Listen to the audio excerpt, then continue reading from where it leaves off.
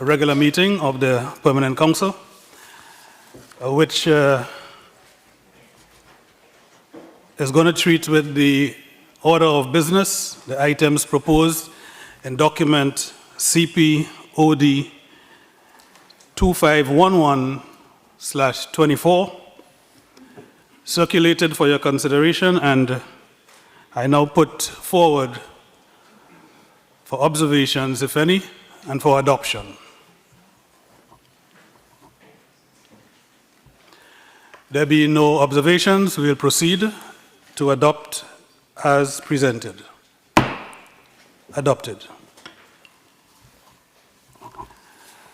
Esteemed colleagues, we would proceed momentarily, but before we do so, I would like to extend our deepest condolences to the delegation of Guyana, to the government and people of that member state, and to the entire Commonwealth and the Caribbean community on the sad passing of Sir Shridat Ramphal, which sad event occurred on Friday, August the 30th.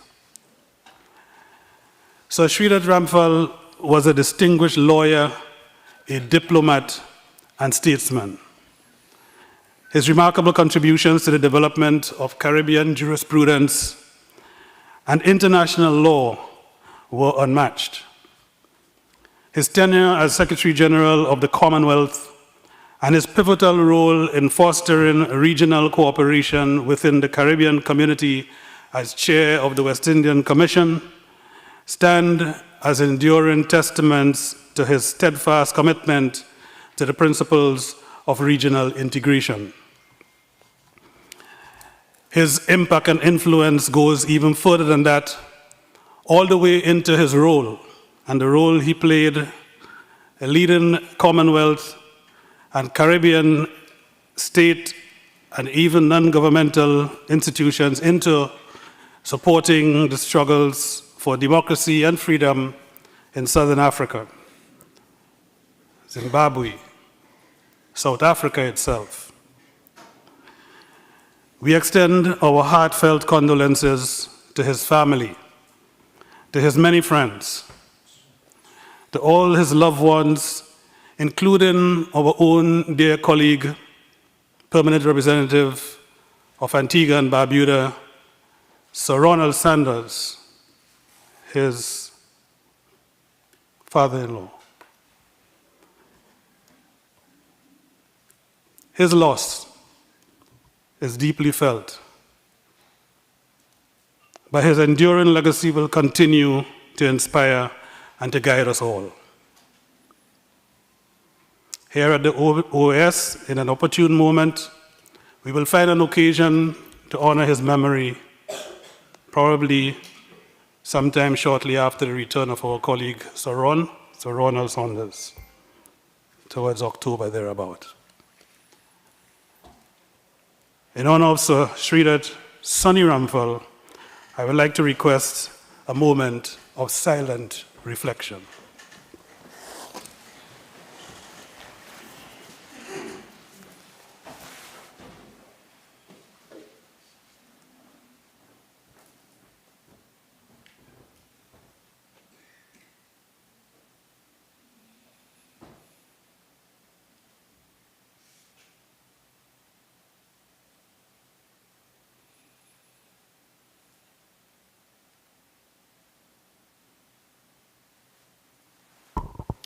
May his soul rest in peace.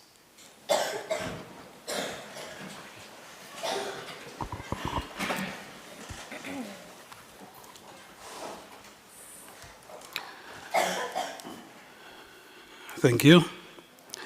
Moving to other matters, I would like to take this moment on behalf of the Permanent Council to extend our sincere congratulations to the government and people of Brazil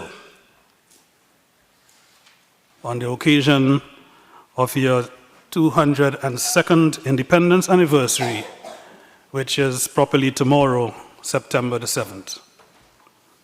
We convey through you, Ambassador Bailey, our heartfelt wishes for continued prosperity, peace, and happiness to this esteemed nation as it honors its distinctive identity and rich cultural heritage.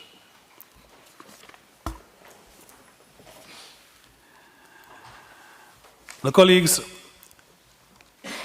at this time it gives me great pleasure, as I believe all of you know by now, to extend a cordial welcome to the permanent representative of Barbados, Ambassador Victor Fernandes. He presented his credentials to the Secretary General last Wednesday, September the 4th. Ambassador Fernandes brings an impressive breadth of experience and leadership to this role. With over 50 years in the media industry, he is a BBC-trained broadcaster and media executive who has made significant contributions across radio and television. His career began at the Caribbean Broadcasting Corporation, where he managed both radio and television operations with great success. At Barbados Radiodiffusion Service Limited, he spearheaded transformative initiatives, including the launch of 3 new radio stations and the introduction of direct TV in Barbados. In 2006, as Chief Executive Officer of One Caribbean Media Network, Ambassador Fernandes established the Caribbean Superstation, the first pan-Caribbean radio network which expanded media reach across multiple countries. His leadership has also been instrumental in his roles as the longest-serving president of the Caribbean Broadcasting Union and inaugural chairman of the Caribbean Media Corporation. His efforts led to the creation of regional television services and the Broadcasting Hall of Fame, and he was a visionary behind the Caribbean Song Festival. Beyond his media achievements, Ambassador Fernandes has a distinguished record of service in various significant positions. He has served as chairman of the Barbados National Oil Company, the Barbados National Terminal, the Barbados Tourism Investment Corporation. He has also been a director of Petroleum Corporation and even of a hospital down there, demonstrating his commitment to public service and governance. Ambassador Fernandes' dedication to community service is evident through his involvement in the Rotary Club and their initiatives, to involvement in disaster relief efforts and education support.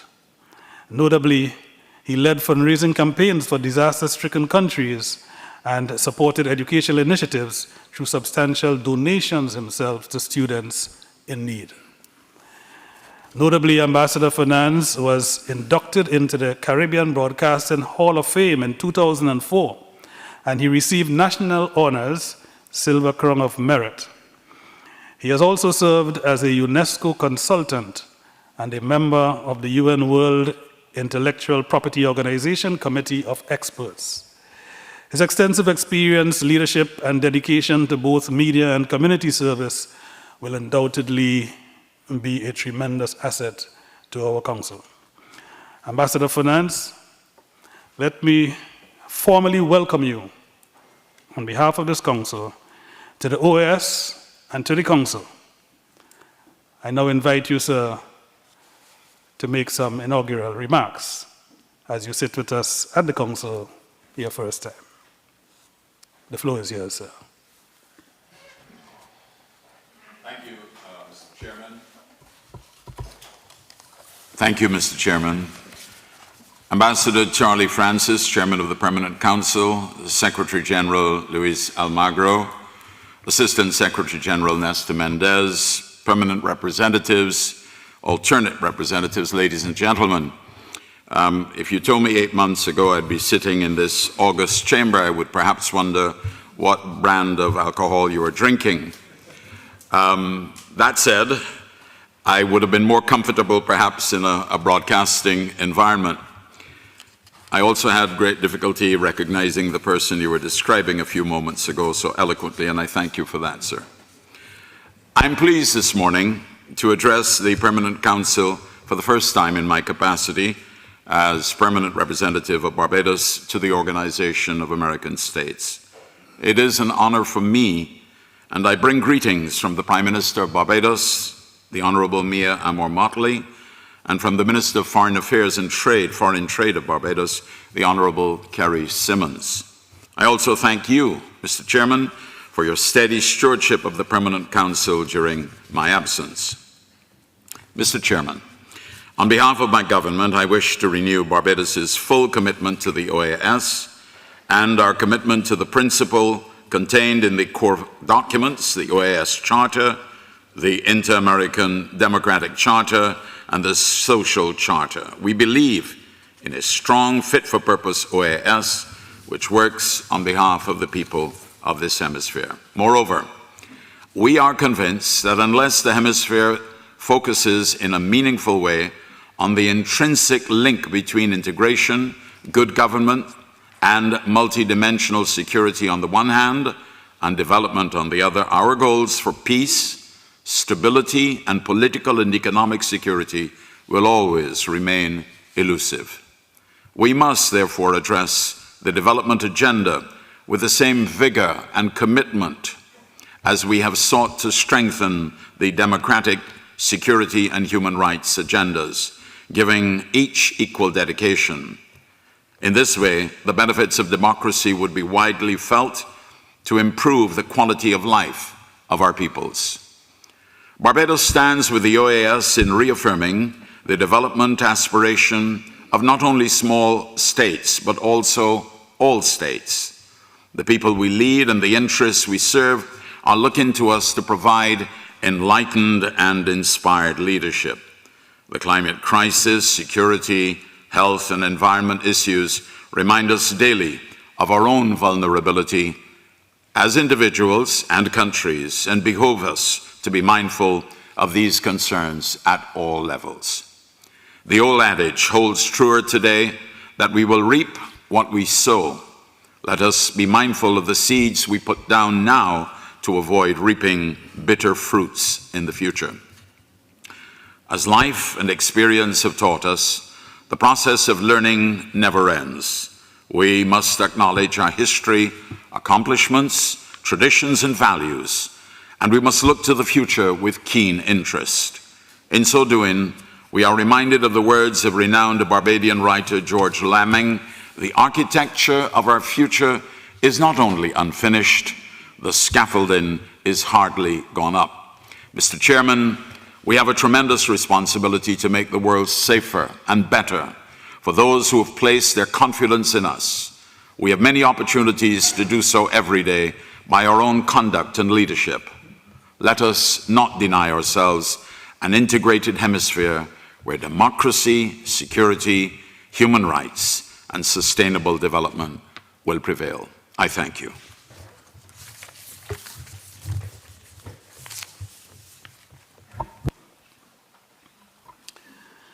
Thank you very much, Ambassador Fernandes, for these very warm inaugural remarks. I will now open the floor to the coordinators of regional groups and delegations wishing to welcome the permanent representative of Barbados. St. Vincent and the Grenadines, Ambassador Lewin Gilchrist, you have the floor. Thank you, Chair. Chair, on behalf of the CARICOM Group, it is my distinct honor to extend a warm, cordial, and fraternal welcome to His Excellency Ambassador Victor Fernandes, the new permanent representative of Barbados to the Organization of American States. Ambassador Fernandes, we are truly delighted to have you with us, and we look forward to your valuable contributions within this esteemed body. You, sir, bring to us a wealth of experience, having served in several prominent positions that have significantly shaped the social and economic development of your country. We know of your roles as chairman of the Barbados National Oil Company, the Barbados National Terminal, and the Barbados Tourism Investment Corporation, as well as director of the National Petroleum Corporation and the Bayview Hospital, that have placed you at the forefront of national economic, energy, and health policy.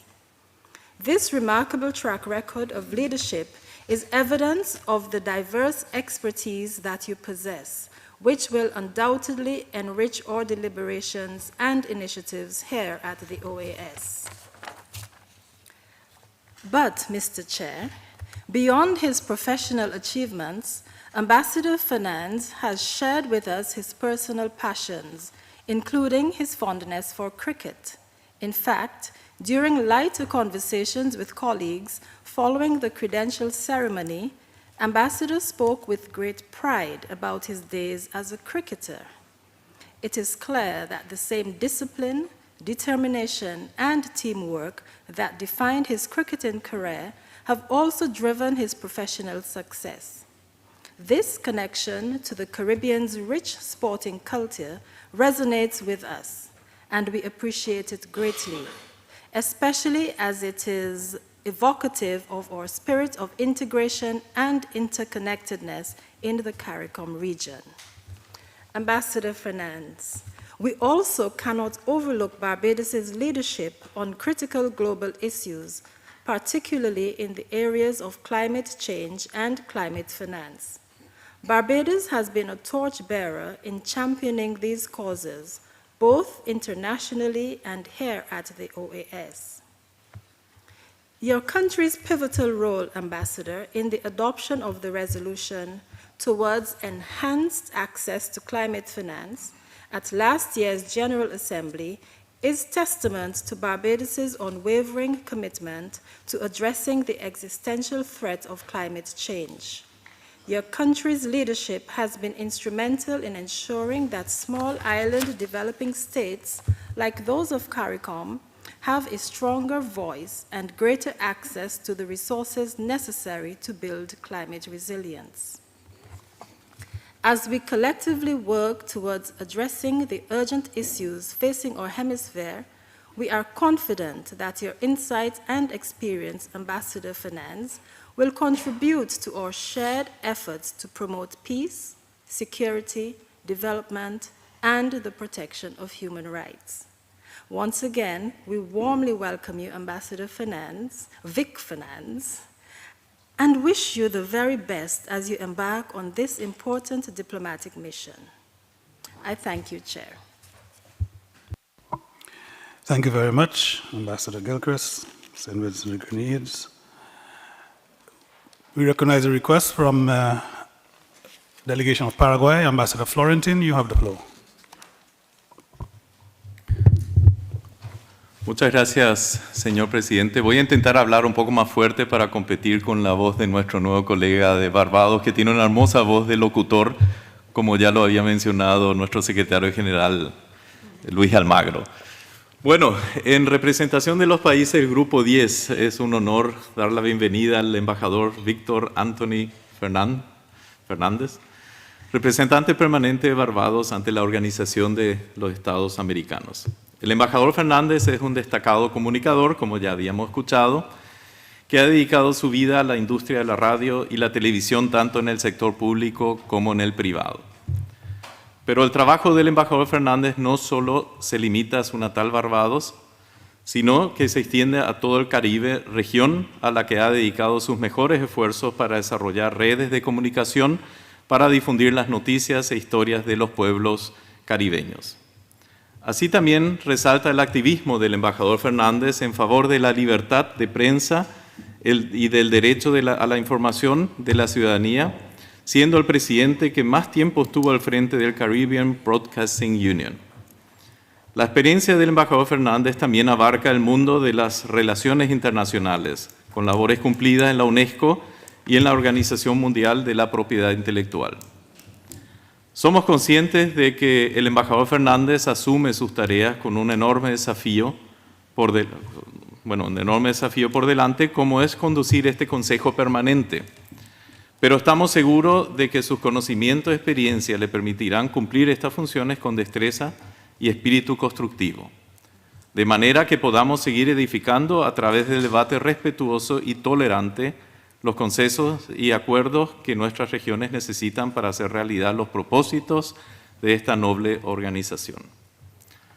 Please know, dear Ambassador Fernandes, that you can count on the full support of the countries of the Group 10 and in fulfilling the objective of your chairmanship, in the conviction that your role is essential to facilitate the work of this body and to promote understanding among the members of the Organization of American States.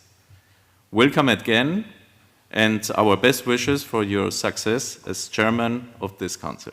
Thank you very much. Thank you very much, Ambassador Florentin, Paraguay. We recognize the request from the delegation of Guatemala and offer the floor to Ambassador Escobar Mejia. The floor is yours. Gracias, señor presidente. Estimado embajador Fernández, tengo el honor de tomar la palabra en nombre de las delegaciones de Belice, Costa Rica, El Salvador, Guatemala, Honduras y la República Dominicana para extenderle la más cordial bienvenida como representante permanente de Barbados ante la Organización de los Estados Americanos. Barbados ha sido siempre un defensor apasionado de los valores que compartimos en el sistema interamericano, incluyendo la promoción de los derechos humanos, la equidad y el desarrollo inclusivo. Estoy segura de que su vasta experiencia y su trayectoria en la diplomacia enriquecerán aún más nuestro trabajo conjunto para fortalecer estos principios y abordar los desafíos comunes que enfrentamos. Confío en que su tiempo aquí será productivo y gratificante y que juntos lograremos avanzar en nuestras metas compartidas para el bienestar y progreso de nuestros pueblos. Le reitero nuestro más sincero deseo de éxito en su nueva misión y le aseguro que cuenta con nuestra plena disposición para colaborar en todo aquello que contribuya al fortalecimiento de nuestras relaciones y al cumplimiento de nuestros objetivos comunes. Bienvenido, embajador Fernández. Estamos seguros de que su llegada traerá nuevas perspectivas y oportunidades para enriquecer el diálogo y la cooperación en el seno de esta organización. Muchas gracias. Thank you very much, Ambassador Escobar. We recognize the request from the United States of America. We offer the floor to Ambassador Mora. Thank you very much, Chair. On behalf of the United States government, I would like to welcome Ambassador Victor Fernandes, the new permanent representative of Barbados to the OAS. We're very much looking forward to work with Ambassador Fernandes as he takes on this new role of advancing diplomatic relations, not only Barbados and the OAS, but bilaterally with the United States as well. Ambassador Fernandes has developed an impressive professional career, and we look forward to the new insights and perspectives that he will bring to this organization. My delegation looks forward to our close collaboration to advance our goals of security, prosperity, and democracy in the region. We are pleased to have worked extensively with Barbados on a number of issues ranging from climate resilience and disaster response to the Americas Partnership for Economic Prosperity to regional security and crime prevention. We are sure that Ambassador Fernandes will help us in continuing to work on these key issues that are of interest to both of our nations and continue the promotion of bilateral cooperation. The U.S. Department of State would like to thank Ambassador Fernandes for filling this pivotal role between our two nations and the OAS as we welcome him and look forward to the close collaboration and work which lies ahead. Thank you, Mr. Chair. Thank you very much, Ambassador Mora, United States. We recognize the request from the delegation of Costa Rica. Ambassador Alejandra Solano, you have the floor. Muchas gracias, señor presidente. Buenos días, señores representantes permanentes, alternos, señor secretario general. Estimado embajador Victor Fernandes, con la venia de nuestra coordinadora temporal de Guatemala, quisiera agregar unas breves palabras a lo que suscribo que acaba de decir ella en nombre del grupo subregional. Es un honor darle la bienvenida en nombre de la Misión Permanente de Costa Rica ante la OEA. Nos complace profundamente contar con su presencia como nuevo representante de Barbados ante esta organización. Sabemos que su amplia experiencia en la diplomacia, en el sector corporativo y su destacada trayectoria en los medios de comunicación enriquecerán aún más los trabajos que realizamos en el marco de la OEA. Lamentamos que su visita a nuestro país haya tenido que posponerse debido a su reciente nombramiento en este importante cargo. No obstante, quiero reiterarle que en Costa Rica lo esperamos a usted y a su familia con los brazos abiertos, listos para recibirlos con la calidez y la hospitalidad que caracterizan a nuestro pueblo. Su visita será una excelente oportunidad para fortalecer aún más los lazos de amistad que unen a Barbados y a Costa Rica. Aprovecho esta ocasión para reafirmar el compromiso de nuestro país con el diálogo y la cooperación regional para hacerle frente a los retos comunes. Cuenta usted con toda nuestra disposición de trabajar juntos en temas tan relevantes como el desarrollo sostenible, el cambio climático, el fortalecimiento de las capacidades de la región en materia de desastres y la promoción de la democracia y los derechos humanos en la región, solo por citar algunos. Asimismo, quiero felicitarlo por asumir la presidencia del Consejo Permanente. Tiene usted todo nuestro apoyo en esta importante función y estamos seguros de que su liderazgo contribuirá significativamente a alcanzar los objetivos que compartimos como Estados miembros de esta organización. También quiero aprovechar esta oportunidad para expresarle nuestro reconocimiento al embajador Charlie Francis de Grenada. Embajador, felicidades por el excelente trabajo realizado. Deja usted sin duda una huella muy positiva en el compromiso demostrado durante este tiempo en el que ejerció la presidencia de manera interina. Muchas gracias. Finalmente, señor embajador Fernandes, le deseamos el mayor de los éxitos en su nueva función y le reiteramos toda nuestra disposición de colaborar con usted estrechamente para el beneficio de nuestras naciones y del trabajo que hacemos en la OEA. Bienvenido. Welcome, Ambassador. Thank you very much, Ambassador Solano, Costa Rica. The Chair recognizes a request from delegation of Panama. Ambassador Delgado. Muchas gracias, presidente. Siendo la primera vez que hago uso de la palabra en este Consejo Permanente, permítame saludarlo y de igual manera al secretario general y a los representantes permanentes interinos que nos acompañan esta mañana. Es un verdadero honor para mí, en representación de Panamá y como su embajadora ante esta honorable organización, dar la más cálida bienvenida al embajador Víctor Fernández como nuevo representante permanente de Barbados ante la Organización de los Estados Americanos. Embajador Fernández, su llegada, que tiene solo una diferencia de 24 horas con la mía, da otra linda coincidencia porque yo también tuve mi primer trabajo en la radio, no tan extensivo como el suyo, pero sí fue la primera vez que salí al mundo profesional en una radio de cobertura noticiosa y musical, precisamente de música caribeña en nuestro país. Este fortalecimiento entre Panamá y Barbados no solamente enaltece los lazos de cooperación entre nuestros países, sino que subraya la importancia de mantener un diálogo abierto y constructivo para enfrentar los desafíos que compartimos como región. Estoy segura de que su experiencia, liderazgo, serán invaluables en nuestra misión común de promover la democracia, los derechos humanos, la seguridad multidimensional y el desarrollo integral de nuestro hemisferio, tal como lo ha destacado el pasado miércoles en el discurso de su presentación de cartas credenciales. Hoy quisiera aprovechar esta oportunidad para celebrar la reciente apertura de nuestra embajada en Barbados, y esto, sin lugar a dudas, refuerza los fuertes lazos que nos han unido por más de 4 décadas en relaciones bilaterales. Barbados ha sido un miembro activo y respetado en la OEA desde 1967 y ha demostrado un fuerte compromiso con los pilares de nuestra organización. Estamos ansiosos por trabajar con usted, su equipo de trabajo, para avanzar en estas importantes áreas, así como en otras áreas de interés común. Embajador Fernández, una vez más, le damos una calurosa bienvenida a esta Casa de las Américas Le reitero la disposición a colaborar estrechamente y apoyarlo en todas sus iniciativas a favor de la paz, la justicia y el desarrollo de las Américas. Confiamos que en su tiempo en la OEA será marcado por logros significativos que fortalecerán aún más los lazos de amistad y cooperación en nuestros países. Muchas gracias y bienvenido a la OEA. Thank you very much, Panama.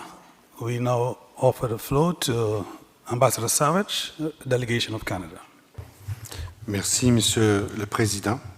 J'aimerais bien me joindre aux collègues à souhaiter une très chaleureuse bienvenue à notre nouvelle collègue, l'ambassadeur Victor Fernandes, ici autour de cette table si importante.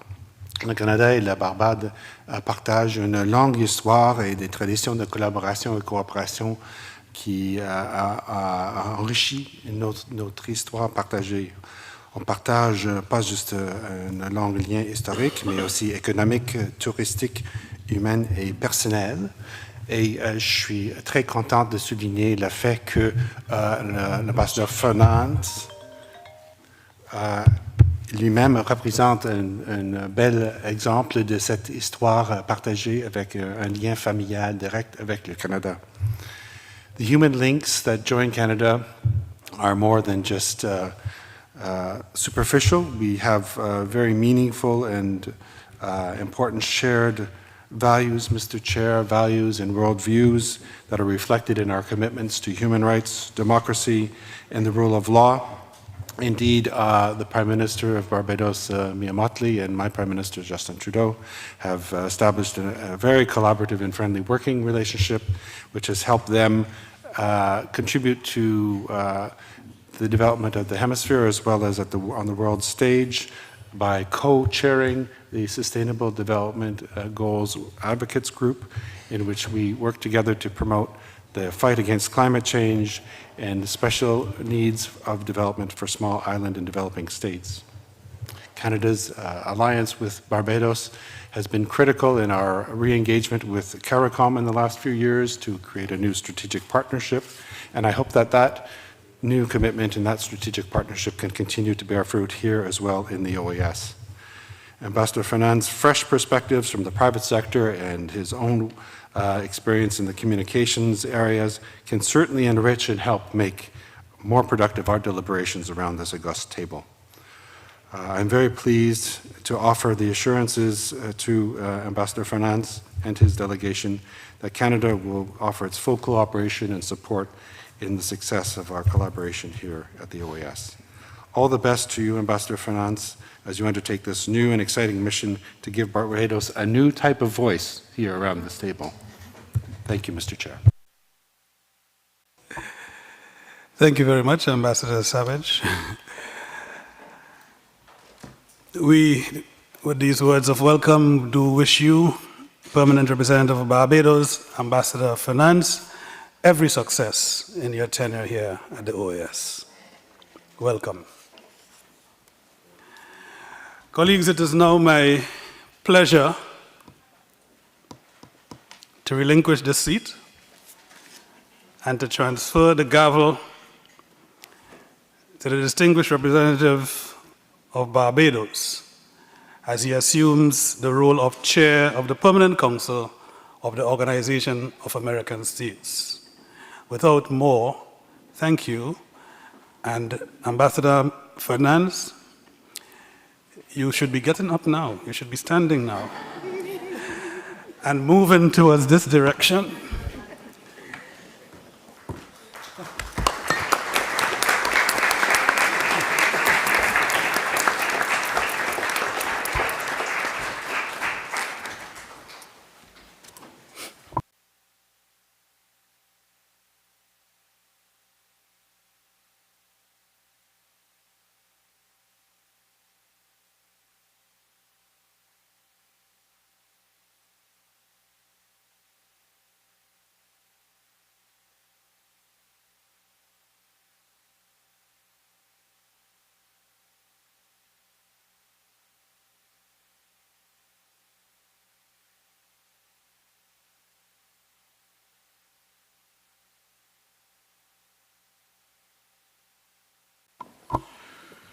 Thank you very much, Ambassador Francis. I have not experienced such exuberance from someone relinquishing the top position. I am reminded that in my case, usually only grave diggers start at the top and they work their way down. Let's hope that's not my destiny. But thank you for the very warm welcome from all of you. Colleagues, we move now to item 3 on the agenda, which is to welcome the permanent representative of Panama, Ambassador Ana Irene Delgado. Colleagues, it is my pleasure to extend a cordial welcome to the permanent representative of Panama, Ambassador Ana Irene Delgado, who presented her credentials to the Secretary General last Tuesday, September 3rd. Ambassador Delgado's distinguished career spans extensive achievements in both academia and diplomacy. She holds an LLM in General Studies from New York University School of Law, where she also served as editor of the International Law and Policy Journal. Her advanced professional studies at New York University's Leonard N. Stern School of Business further underscore her commitment to legal and business acumen. A summa cum laude graduate of Santa Maria la Antigua University in Panama, Ambassador Delgado excelled academically, being recognized as the top of her class in law and political science. She also earned a BSc in International Affairs from Florida State University, complemented by early language studies in French and English. Her professional journey includes notable roles, now as Ambassador of the Republic of Panama to the Organization of American States. Prior to this, she served as Ambassador Extraordinary and Plenipotentiary to the United Kingdom and Ireland, and as Panama's permanent representative to the International Maritime Organization. Ambassador Delgado is also an active member of several boards and committees, including the International Fencing Federation Executive Committee and the Panamanian Bar Association. Her dedication to community service, particularly in supporting Panamanian indigenous communities and promoting social welfare, highlights her commitment to public service. In addition to her professional and academic accomplishments, Ambassador Delgado has achieved remarkable success in modern pentathlon and fencing, representing Panama on the international stage and earning multiple medals. We are honored to have Ambassador Delgado with us, a leader whose expertise, dedication, and accomplishments reflect a profound commitment to advancing both national and international interests. Ambassador Delgado, let me formally welcome you to the OAS Permanent Council, and may I say, the floor is now yours.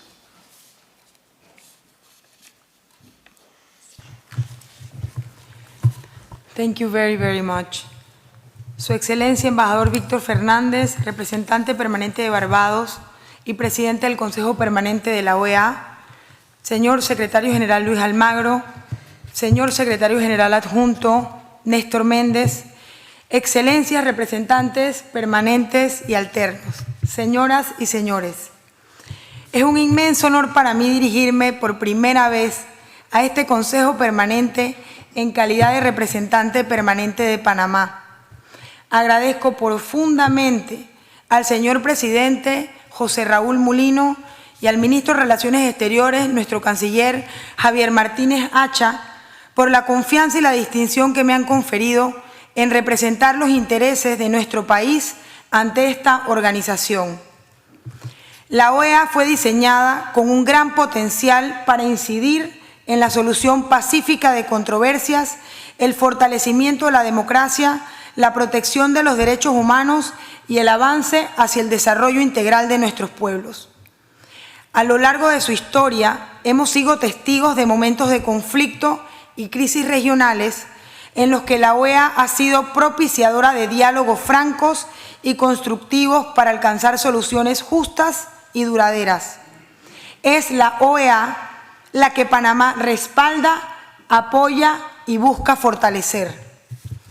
La OEA encarna el sueño de Simón Bolívar, quien visualizaba un congreso anfictiónico en 1826 en Panamá como un medio para unir a las naciones de América Latina.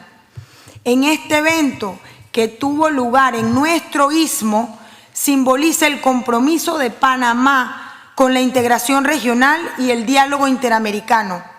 Es un orgullo para nosotros que con motivo del bicentenario de este histórico congreso, Panamá funja como su sede número 56 del periodo ordinario de sesiones de Asamblea de la OEA en el año 2026. Esta reunión será una oportunidad para reafirmar nuestro papel como punto de encuentro de las Américas, tradición que comenzó en el 2026, hace 200 años, es decir, en 1826. En este mismo espíritu, Panamá también ha ofrecido como sede de importantes reuniones interamericanas para los próximos años, incluyendo la recién aprobada reunión de ministros de Trabajo de las Américas en el año 2027, sesiones de la Comisión Interamericana de Derechos Humanos, Comisión Interamericana de Telecomunicaciones y el Comité Jurídico Interamericano. Estamos comprometidos en contribuir a estos espacios como puente entre naciones, no solo geográficamente, sino en términos de consensos y acuerdos que beneficien a todos nuestros pueblos. Panamá también manifiesta el interés de presidir la Comisión de Seguridad Hemisférica para el periodo 2025-2026. El Estado panameño busca desde esta posición contribuir al fortalecimiento de la seguridad de la región mediante el fomento de la cooperación, dado que este es un tema prioritario alineado con la política exterior en materia de seguridad y con nuestra posición como miembro no permanente del Consejo de Seguridad de las Naciones Unidas a partir del año 2025. El presidente José Raúl Mulino y el canciller Javier Martínez Hacha han subrayado con firmeza el compromiso de Panamá con los principios de la democracia, el Estado de Derecho, los derechos humanos, valores que consideramos no solo fundamentales para nuestra nación, sino para la estabilidad y el bienestar de toda la región. Estos principios son la piedra angular sobre la cual se construyen sociedades justas y equitativas. En un mundo cada vez más interconectado, la importancia de esto se magnifica, particularmente en nuestro hemisferio, donde la diversidad política y cultural es un tesoro invaluable. El respeto y la promoción de estos valores son esenciales para construir puentes de entendimiento y colaboración entre las naciones. Panamá se compromete a trabajar incansablemente para fortalecer estos valores democráticos en toda la región, participando en iniciativas que buscan avanzar en estos, como es el Grupo Voluntario de Seguimiento a la Carta Democrática Interamericana, siempre con estricto apego al derecho internacional. Como la segunda mujer y la más joven de Panamá en ocupar este cargo, me enorgullece poder contribuir en las deliberaciones del Consejo Permanente y promover la paridad de género en todos los espacios de esta organización. La igualdad de género y la participación activa de las mujeres y jóvenes en la democracia y la política son esenciales para el progreso no solo de las mujeres, sino de toda la población. Panamá mantiene un firme compromiso estatal en esta materia y con mucha responsabilidad y dedicación continuará liderando la Comisión Interamericana de Mujeres en la figura de nuestra ministra de la Mujer, la señora Niurka Palacios. Quisiera poder contribuir en esta organización también con mi experiencia en el campo de deporte, antes como atleta y ahora como dirigente deportiva. Finalmente, reitero mi completa disposición para colaborar con respeto y entendimiento, escucha con todos los trabajos de este Consejo Permanente, siempre representando los mejores intereses de Panamá y el hemisferio en su conjunto. Muchas gracias.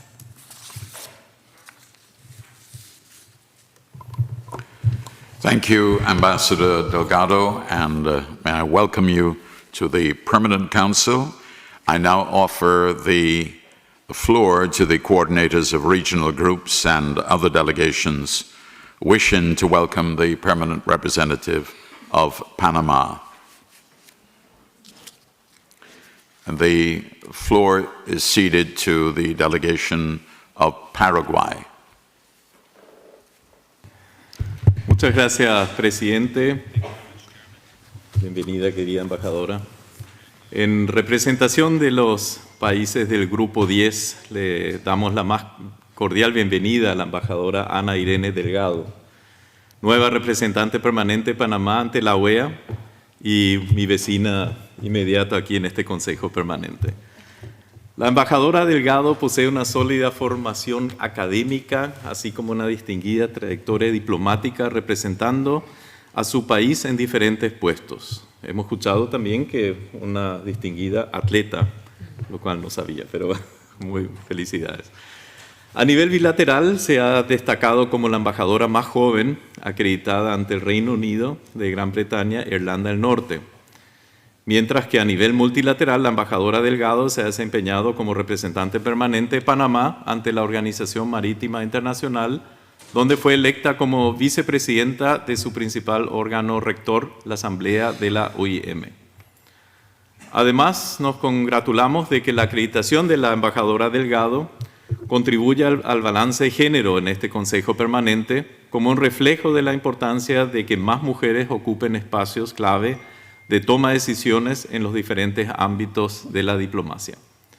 Apreciada embajadora, estamos seguros de que sus conocimientos y expertise enriquecerán nuestros debates y reflexiones sobre cómo abordar los múltiples y complejos desafíos que nuestra organización y nuestros países se enfrentan en un contexto regional y mundial que evoluciona de manera constante y que necesita de un diálogo constructivo y respetuoso entre los miembros de la comunidad internacional.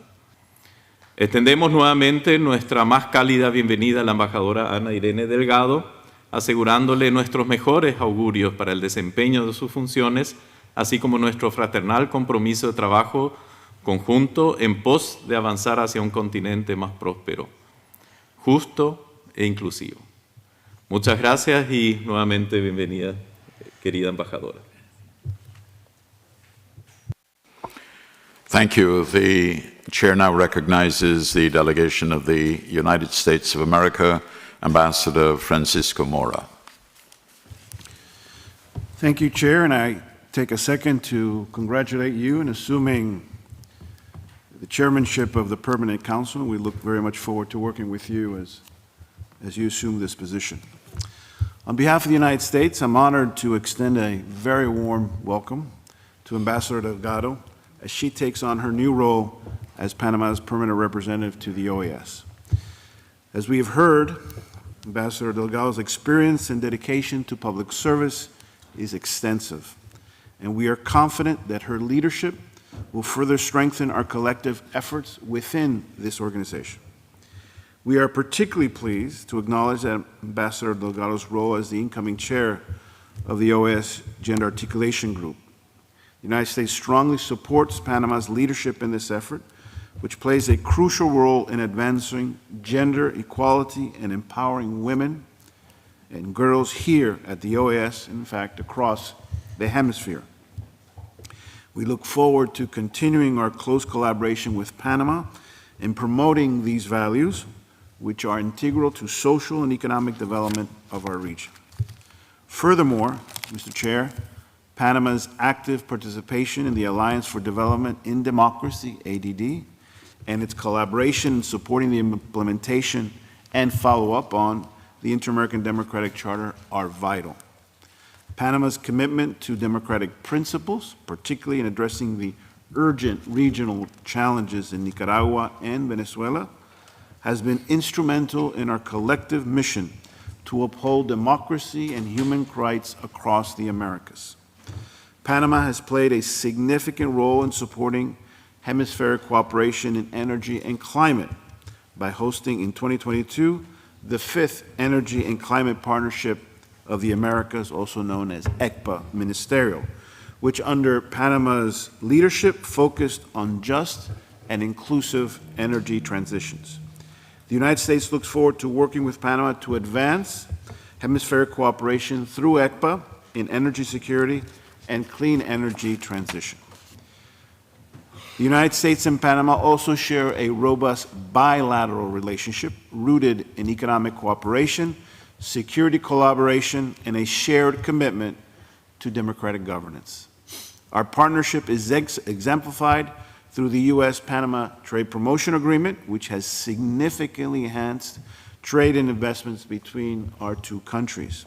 In addition, our close cooperation in combating transnational crime, especially in counter-narcotics efforts, underscores the importance of Panama in maintaining regional security.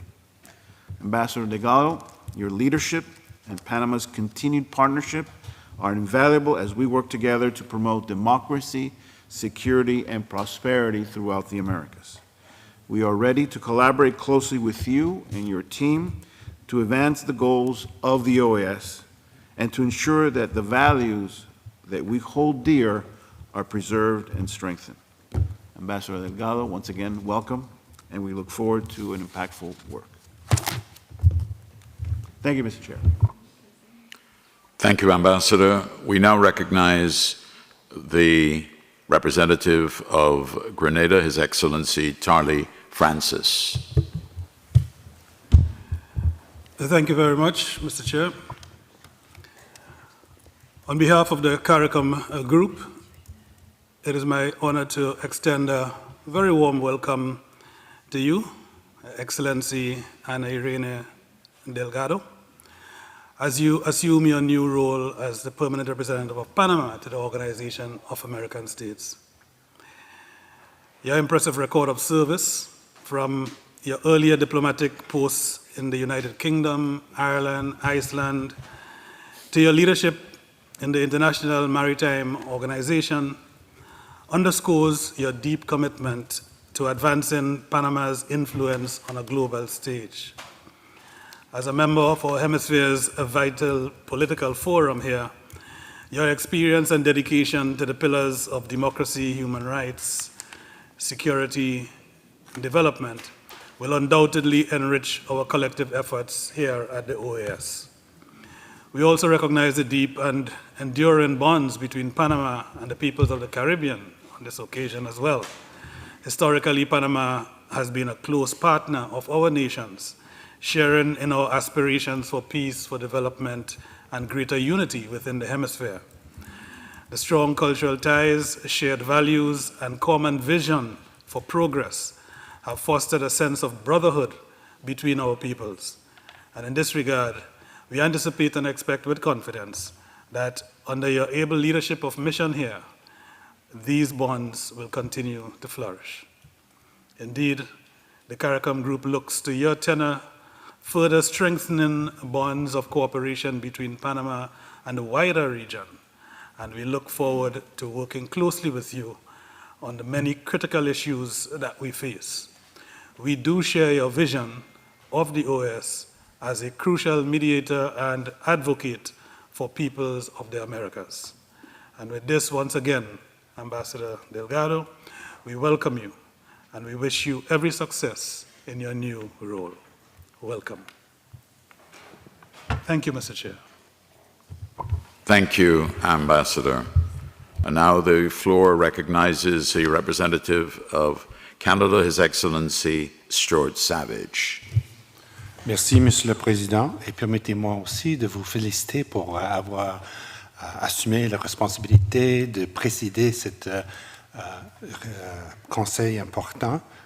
Comme nouveau arrivé ici, j'admire beaucoup votre ambition et votre courage d'essayer de nous gouverner dans nos discussions et délibérations. Alors, félicitations, comptez sur nous pour vous appuyer dans vos efforts.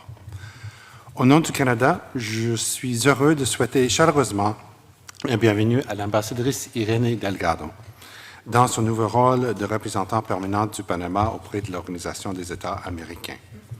Nous sommes enthousiasmés par l'opportunité de travailler avec vous, ambassadrice Delgado. Le Canada demeure déterminé à approfondir notre collaboration avec le Panama, spécialement autour des nombreux thèmes d'intérêt partagé. Nous sommes reconnaissants de l'engagement important et constructif du Panama ici à l'OEA. Mr. Chair, like Panama, Canada sees the OAS as the main political forum of the hemisphere and is committed to contributing to its effectiveness through diplomacy and dialogue.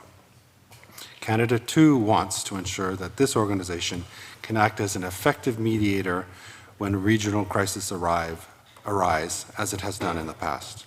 My delegation looks forward to working with Panama and Ambassador Delgado and other missions to address pressing challenges for our region, such as climate change, security, irregular migration, gender equality, and the preservation of the rule of law.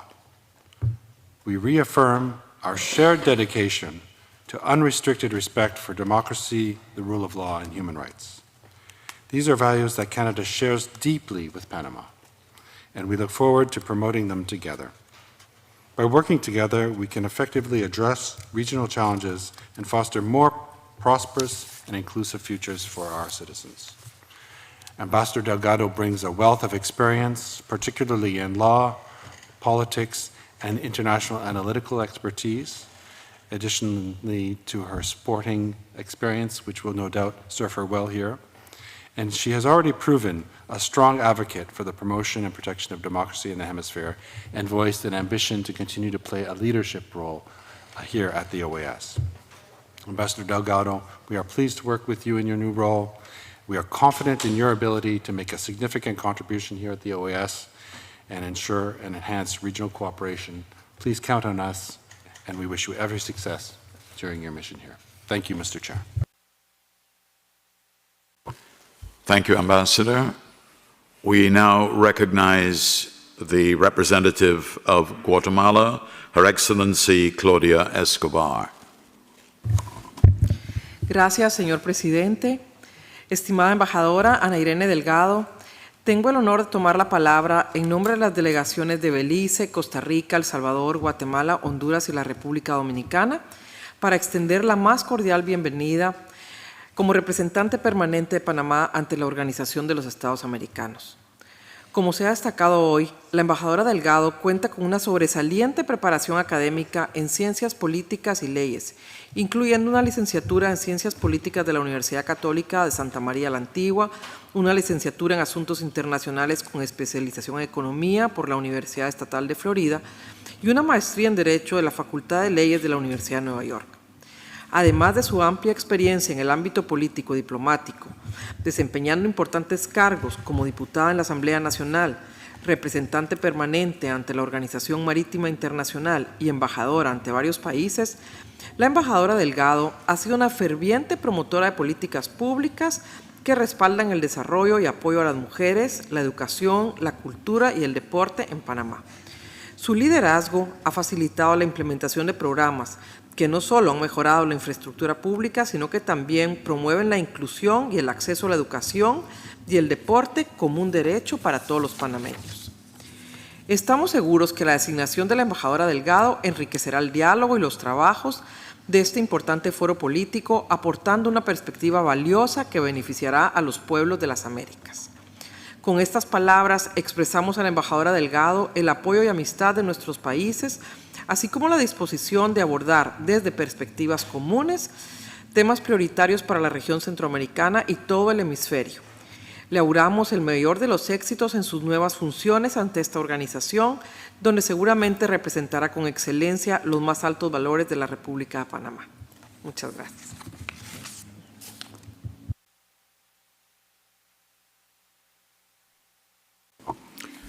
Thank you very much, Ambassador. We now recognize the representative of Costa Rica, Her Excellency Alejandro Solano.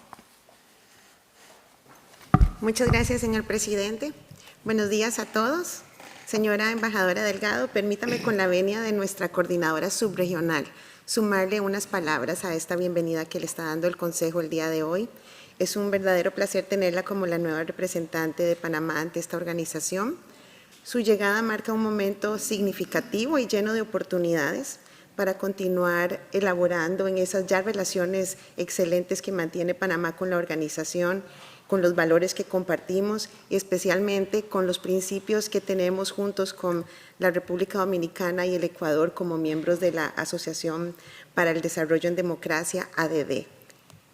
Embajadora Delgado, contamos con que su liderazgo y experiencia sin duda aportarán una valiosa perspectiva al trabajo que realizamos en el marco de esta organización para enfrentar los desafíos comunes que se nos presentan.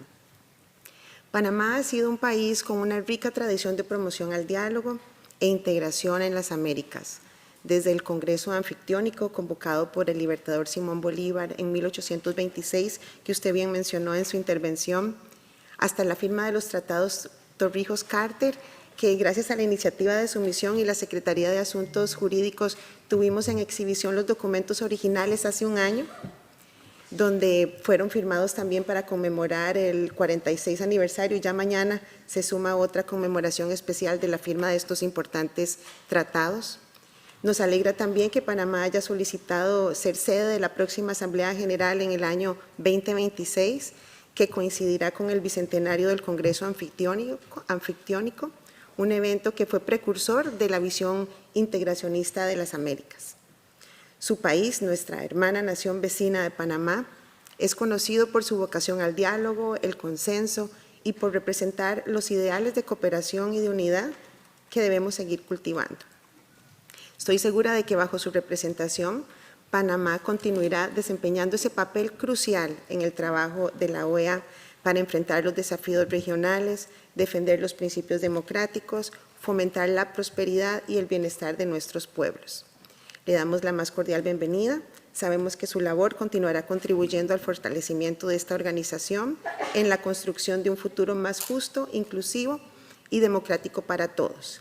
Además, es un verdadero placer darle la bienvenida a otra mujer representante permanente ante este Consejo Permanente, además una destacada jurista, como hemos escuchado el día de hoy, con amplia experiencia en la diplomacia, y también la representante permanente más joven de este Consejo y una reconocida atleta panameña, que sin duda todas estas valiosas cualidades se verán reflejadas en su gestión como representante permanente.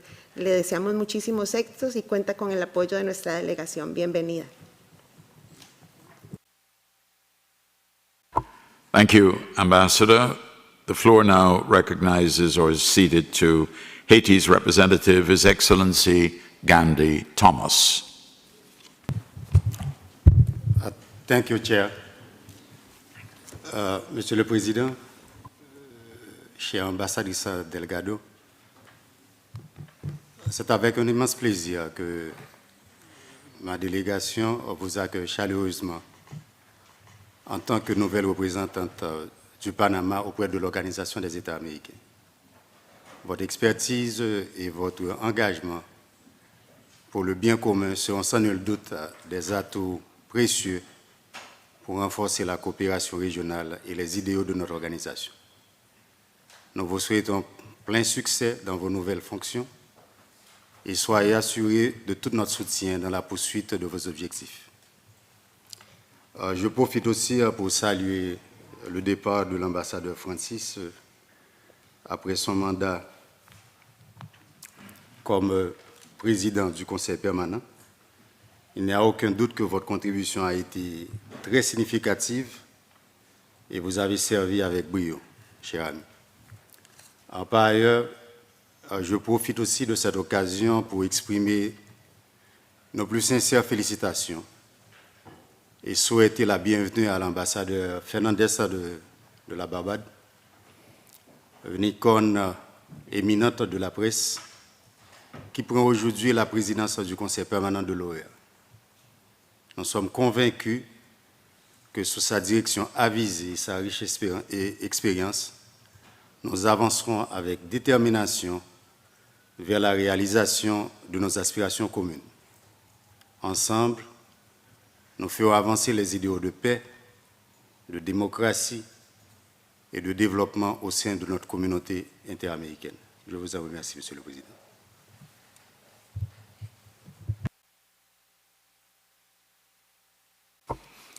Thank you very much, Ambassador. We now wish the permanent representative of Panama in her new role every success. Your considerable skills in the legal profession will no doubt be of great service to us. I trust that you won't have to use your fencing skills to settle any arguments. We now move to item 4 on the agenda, the election of the chairperson of the Committee on Hemispheric Security for the 2024-2025 term.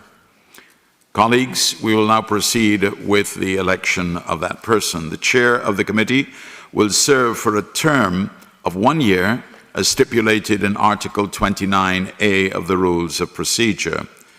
For the position of chair of the Committee on Hemispheric Security, we are pleased to acknowledge the interest of the Federation of St. Kitts and Nevis in assuming the chairmanship of the 2024-2025 term as communicated by its permanent mission in document CP/INF 1026-1/24. This interest has been endorsed by the permanent representative of Guyana, who on behalf of the CARICOM group has nominated Ambassador Jacinth Henry Martin, the permanent representative of St. Kitts and Nevis, as the candidate for this position as detailed in the document CP/INF 1029-7/24. I now offer the floor to the delegations, and I recognize the delegation of Guyana. Thank you, Chair. Bearing in mind your comments a few moments ago, I just wanted to say that my delegation, in keeping with the proposal on behalf of the CARICOM group, would like to propose that St. Kitts and Nevis, in the person of Permanent Representative Her Excellency Ambassador Jacinth Henry Martin, be elected by acclamation as chair of the Committee on Hemispheric Security for the term 2024 to 2025.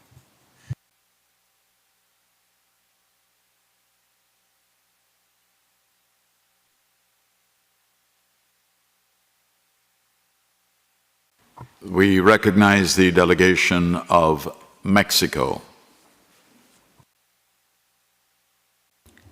Gracias, señor presidente. La delegación de México se complace en secundar la postulación de la representante permanente de San Cristóbal y Nieves, la embajadora Henry Martin, representada por el Grupo Regional de la Comunidad del Caribe para presidir la Comisión de Seguridad Hemisférica 2024-2025.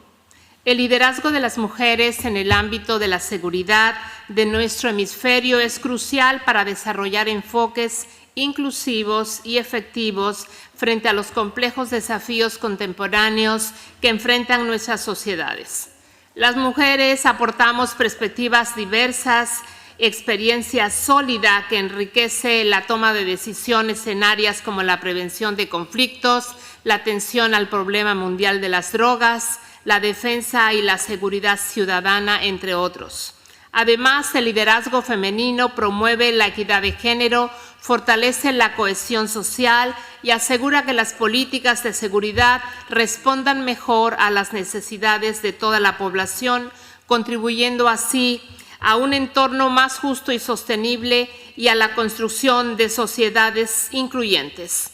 México está convencido de que la destacada trayectoria multilateral que respalda a la postulación de la embajadora Henry Martin es garantía de que los trabajos de la Comisión de Seguridad Hemisférica serán fructíferos y sobresalientes como lo han sido desde el establecimiento de esta comisión. México ofrece su acompañamiento y apoyo al trabajo de la embajadora Henry Martin y con esta convicción propone a la presidencia someter a la membresía su elección por aclamación. Muchas gracias, señor presidente.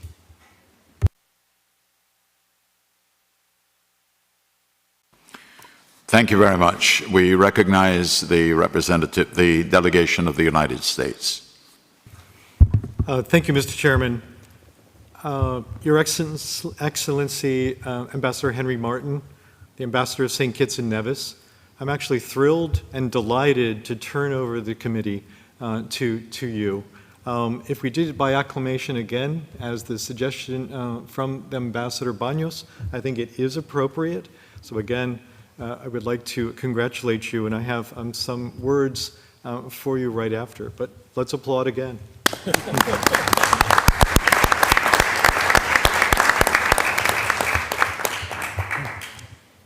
Mr. Chairman and Excellency Ambassador Henry Martin, it's been an honor for the United States to serve as the chair of the Committee on Hemispheric Security.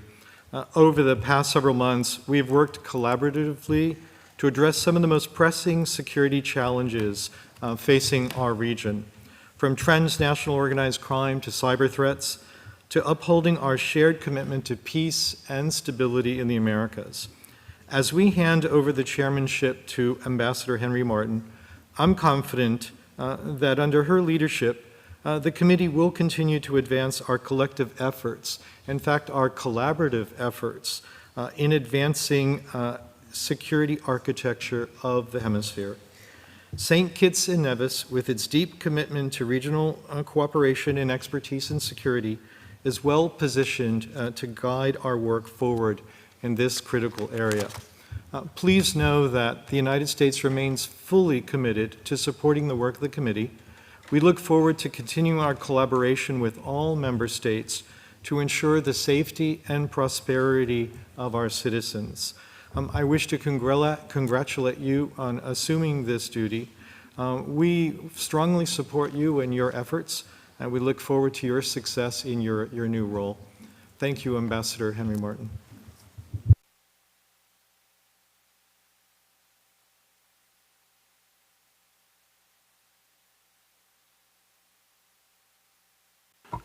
Thank you very much. I do believe that by acclamation we have reached a conclusion, and I would wish to congratulate St. Kitts and Nevis, the Federation of St. Kitts and Nevis, on your election to this prestigious position, and to offer you the floor for any comments.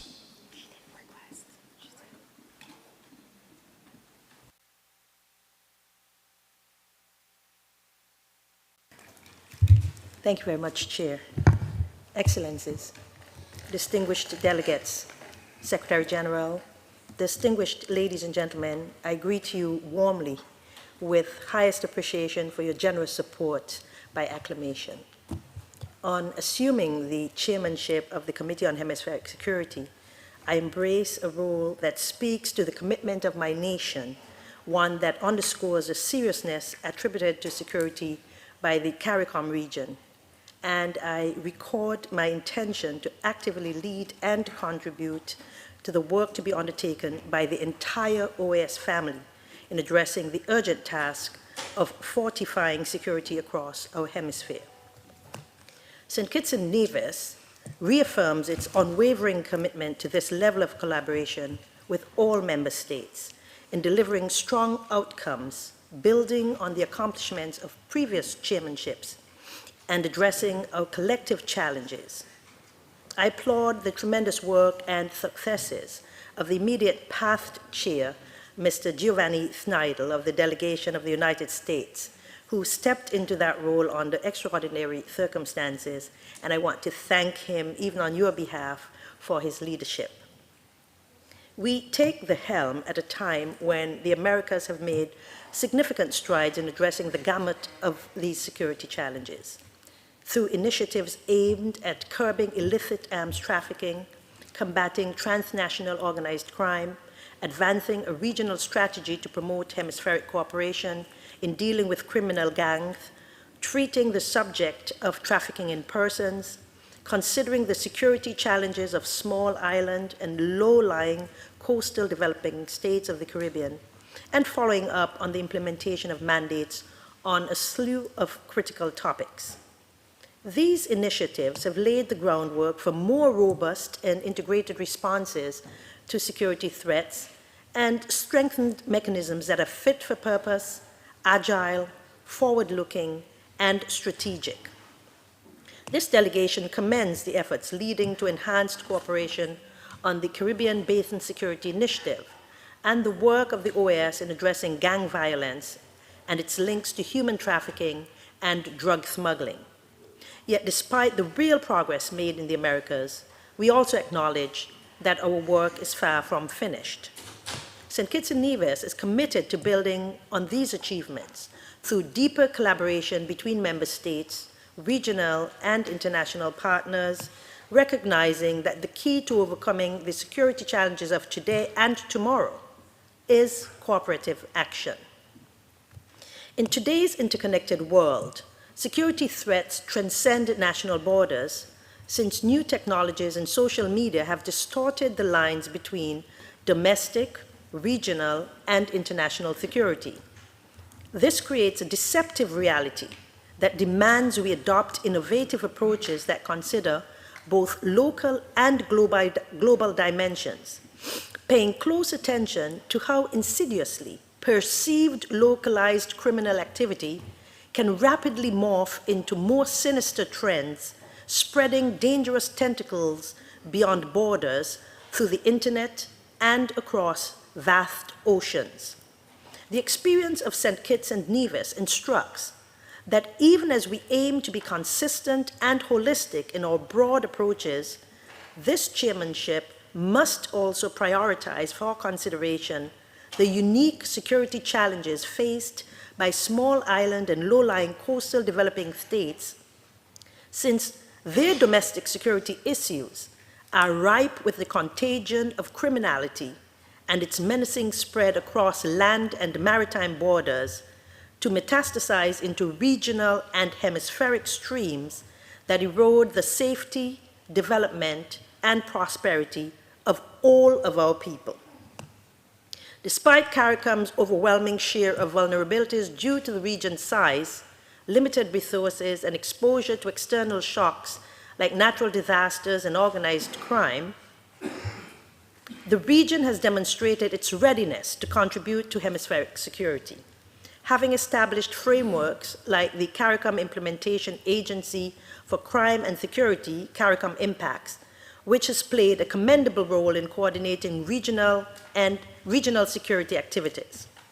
It is in this context, the context of the region's strident commitment to play its part, that St. Kitts and Nevis assumes the chairmanship of the Committee on Hemispheric Security as a nation and on behalf of the region, ready to work with all member states for the peace and security of all of the Americas.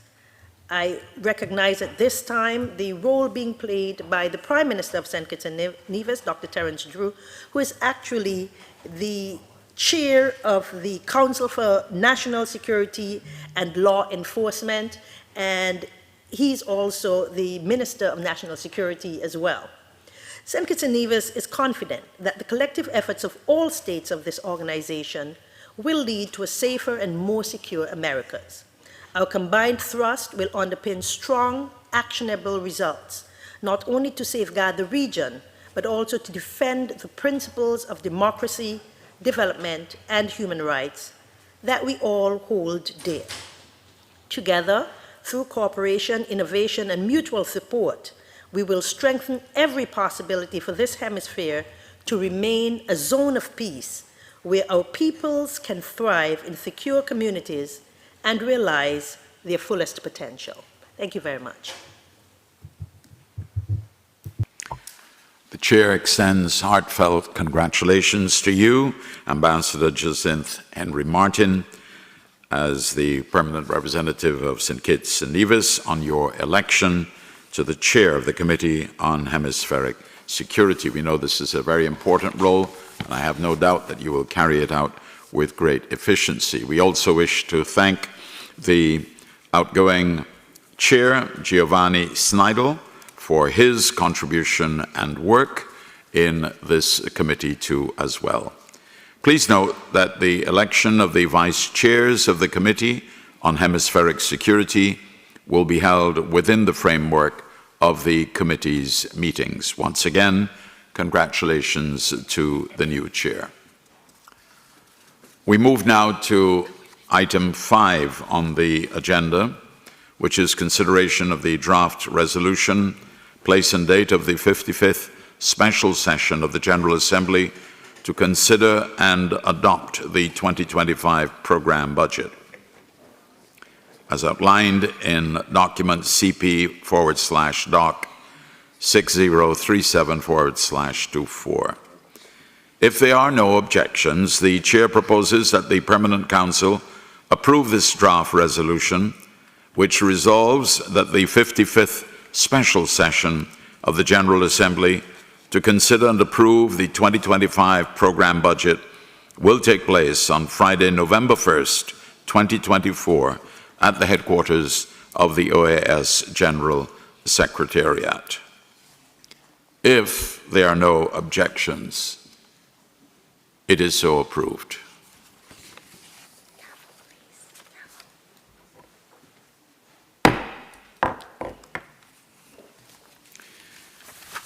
We are now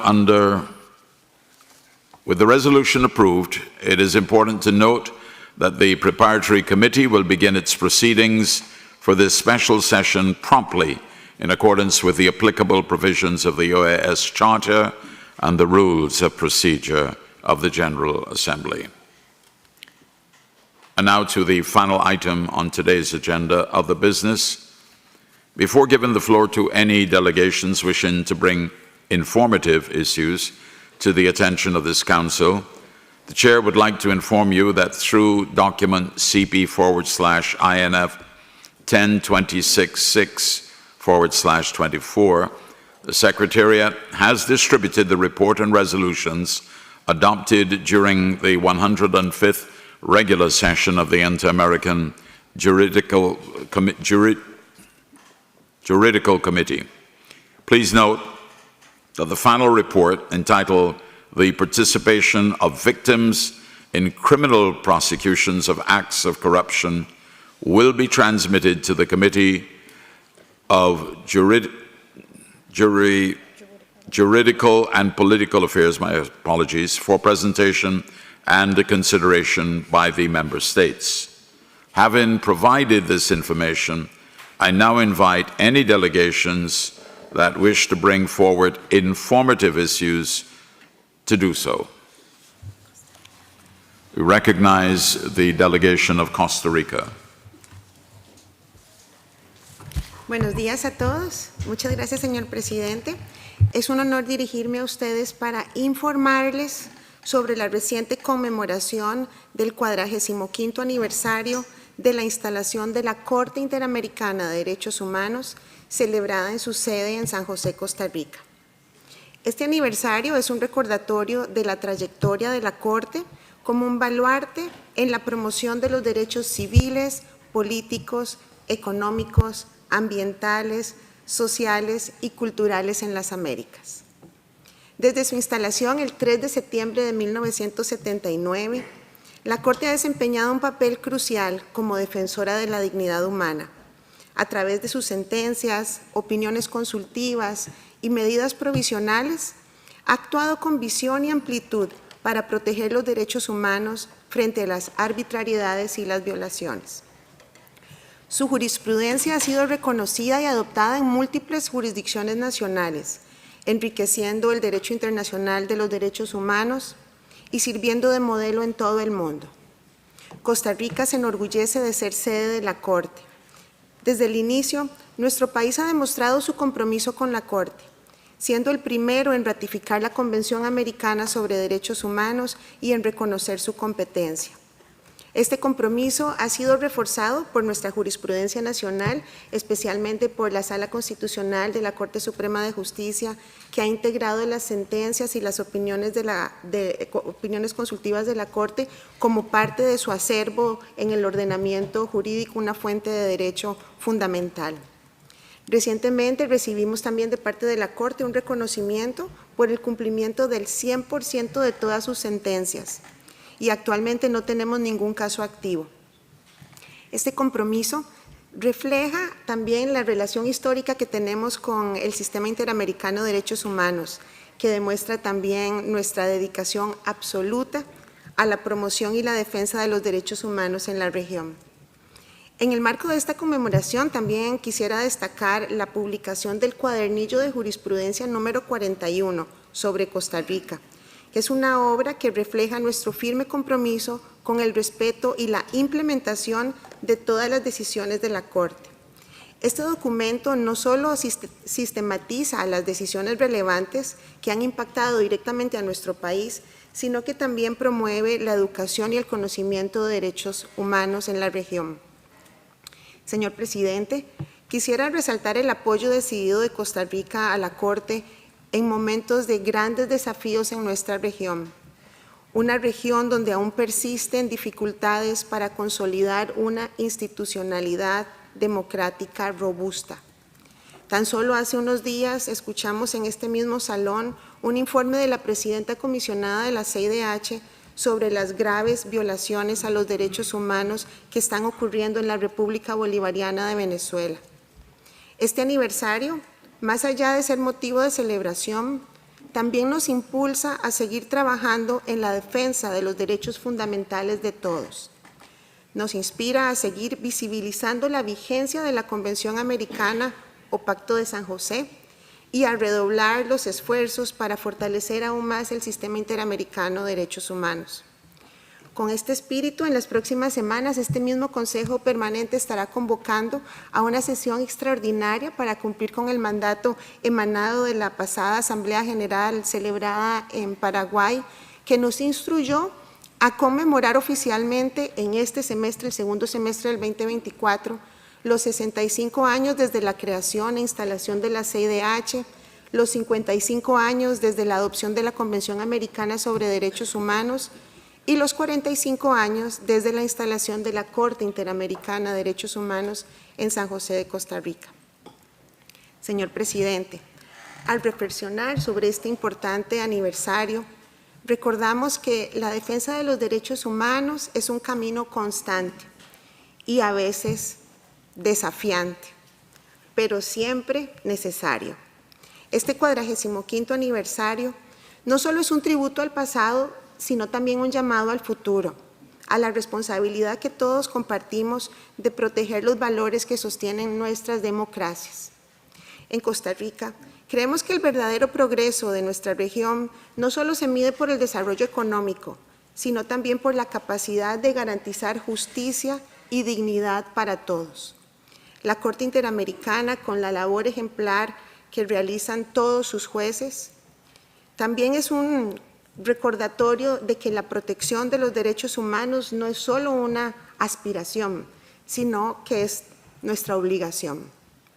Como bien lo reafirmó el señor canciller de Costa Rica, el doctor Arnoldo André Tinoco, en la sesión conmemorativa del pasado 3 de septiembre, seguiremos apoyando firmemente a la Corte Interamericana de Derechos Humanos para que siga siendo ese faro de justicia en nuestro continente.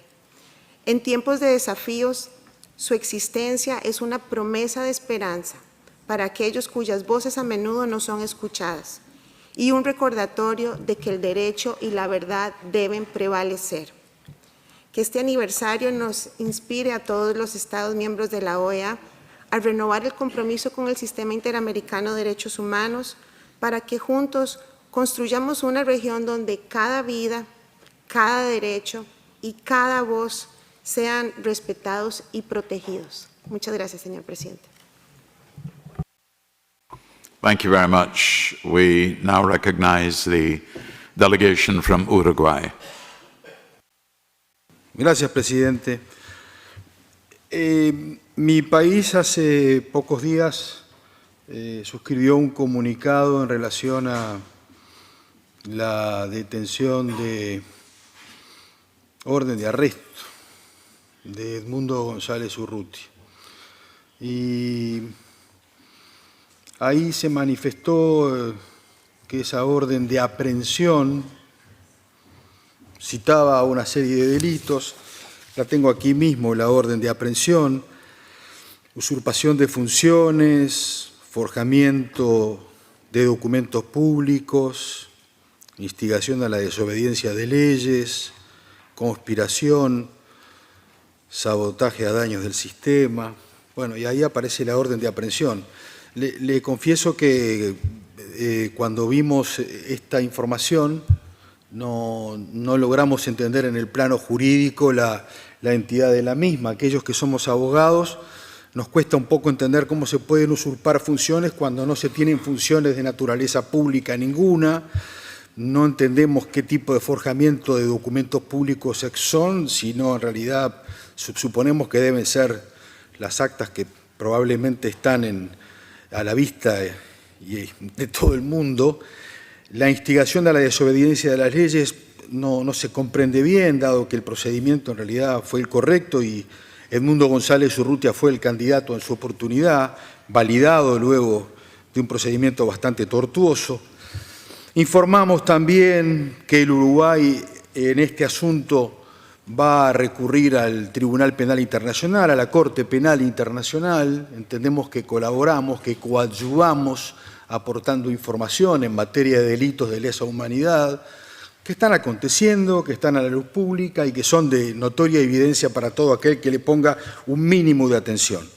Creemos que es exactamente al contrario, como se dice, no estamos echando leña al fuego, sino que lo que estamos es recorriendo el camino de tratar de apagar el incendio. Aquellos que no ven el incendio allí es porque no lo quieren ver. El fuego está donde se está produciendo. Por eso también es importante el comunicado que hace muy pocas horas un grupo de expresidentes, no pocos, 31 ex jefes de Estado, también acudieron a la Corte Penal Internacional imputando responsabilidad en torno a la Fuerza Armada Bolivariana en la ejecución de crímenes de lesa humanidad. Y paso a leer la nómina de los expresidentes porque da un grado de entidad. Mario Abdo, Oscar Arias, José María Aznar, Nicolás Ardito Barleta, Felipe Calderón, Rafael Ángel Calderón, Laura Chinchilla, Alfredo Cristiani, Iván Duque, José María Figueres, Vicente Fox, Federico Franco, Eduardo Frei Ruiz Tagle, Felipe González, Osvaldo Hurtado, Luis Alberto Lacalle, Mauricio Macre, Jamil Mauad, Hipólito Mejía, Carlos Mesa, Lenín Moreno, Mireya Moscoso, Andrés Pastrana, Ernesto Pérez Valladares, Jorge Tuto Quiroga, Mariano Rajoy, Miguel Ángel Rodríguez, Julio María Sanguinetti, Luis Guillermo Solís, Álvaro Uribe y Juan Carlos Guasmosi. Lo presentó el expresidente Pastrana.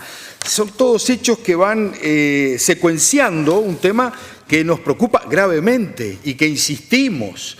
Felicitamos al Ecuador en la jornada de ayer, atento a que el Ecuador hizo una presentación en el Consejo de Seguridad Nacional. Está bien hacer estas cosas, para esto están estos organismos, no solo para hablar y recibirnos, sino para hablar de lo sustantivo, de lo principal, de la vida y la defensa de los derechos humanos, como muy bien decía la embajadora de Costa Rica haciendo referencia recién a la Corte Interamericana. Estos son los temas centrales para los que se nos convoca y en estos temas tenemos que estar. Si gustan bien y si no gustan, dos platos, como se dice en mi país, porque estos son los temas por los que tenemos que estar. Tan graves son estos temas que las detenciones siguen. Y esto es lo que todos los defensores de los derechos humanos tienen que hacer: defender la no privación de libertad en Venezuela. 700 presos políticos que no se sabe dónde están, no se sabe quién los traslada ni cuál es el mecanismo jurídico por el cual se los traslada. Y esto es grave. Y los que dicen que Naciones Unidas es solo un ámbito para cierto tipo de actividades, sostengo, y lo digo con fundamento, la Oficina del Alto Comisionado de Naciones Unidas para los Derechos Humanos señaló que en Venezuela existe un clima de miedo y manifestó su preocupación al respecto. Así que si algunos entienden que el ámbito de Naciones Unidas no es el correcto para verbalizar una tragedia de esta naturaleza, no están entendiendo nada, con toda franqueza.